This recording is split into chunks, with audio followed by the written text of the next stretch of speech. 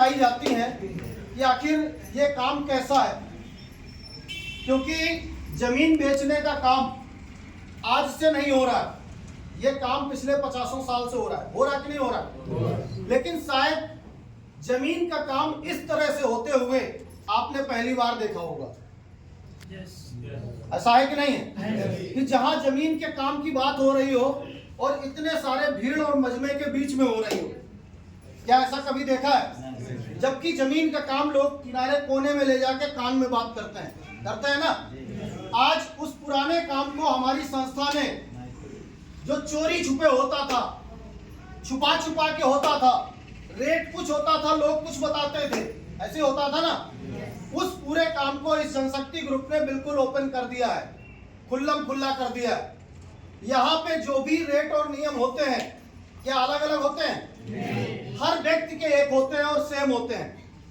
दूसरा जो पहलू है यहाँ पे व्यापार का, जो कि जनशक्ति का मेन और अहम पहलू वही है। जनशक्ति जमीन बेचने का काम नहीं करती है, क्योंकि हम आप सारे लोग गांव और देहात से जुड़े हुए हैं। शायद ही कोई ऐसा हो जिसके पास जमीन का टुकड़ा या खेत का टुकड़ा ना हो। कम ज्यादा हो सकता है, लेकिन नॉर्मली सबके पास होगा। ऐसा है कि नहीं? ठीक।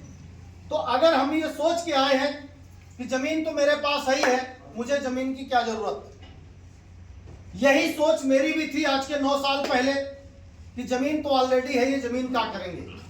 लेकिन हम लोग जमीन देख के यहां नहीं आए थे।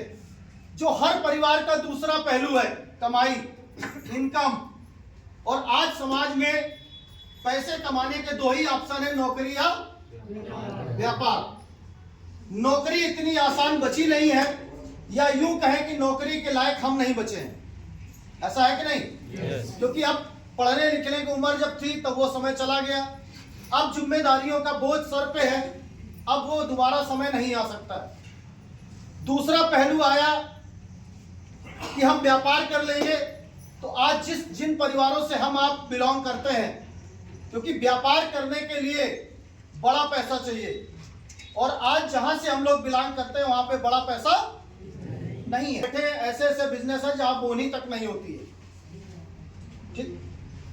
अगर आप घर, खेती, जेवर लोन लेके 2, 4, 10, 20 लाख इकट्ठा भी कर लें, तो आप ये नहीं सोच पाएंगे कि हम करें क्या। जो गांव से जुड़े हैं, 2, 4 लाख इकट्ठा कर लिया तो दिमाग में यही आएगा, चलो भैंसी पालन कर लें, दूध बेचेंगे, उससे पैसा आएगा। ऐसी सोचते हैं ना गांव में। लेकिन अंदर से डर लगता है कि 2 लाख रुपए कर्जा लिया है, लोन लिया है, अगर नहीं चला, कोई दिक्कत हो गई तो कहां से भरेंगे। ऐसा होता है ना।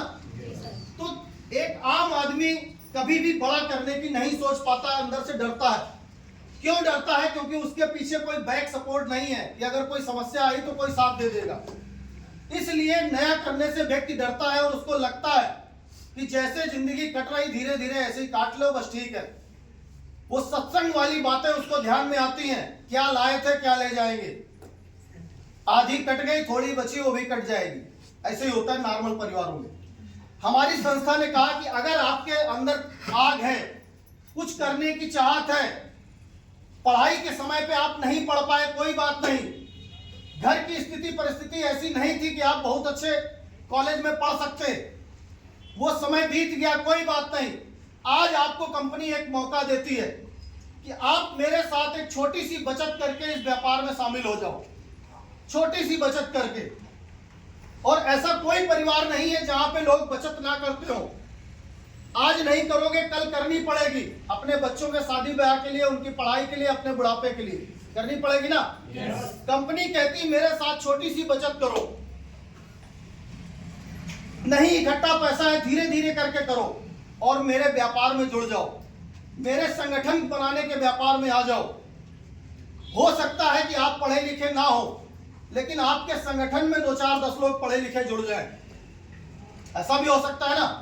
हो सकता है कि आपकी किस्मत खराब हो, आपकी हाथ की लकीरें साथ ना दे रही हो, लेकिन जो लोग आपकी टीम में जुड़ जाएं, उनकी किस्मत बहुत अच्छी है, तो आपकी ऑटोमेटिक बदल जाएगी कि नहीं बदल जाएगी। अभी हम लोग वो अपनी भाग्य का खाते हैं।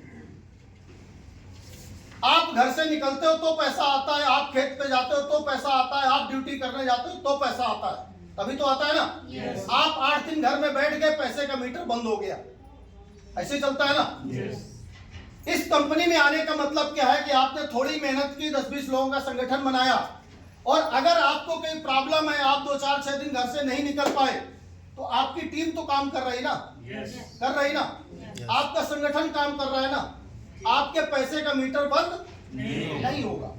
साफ सुथरा व्यापार है, दिमाग दोनों तरफ चलता है।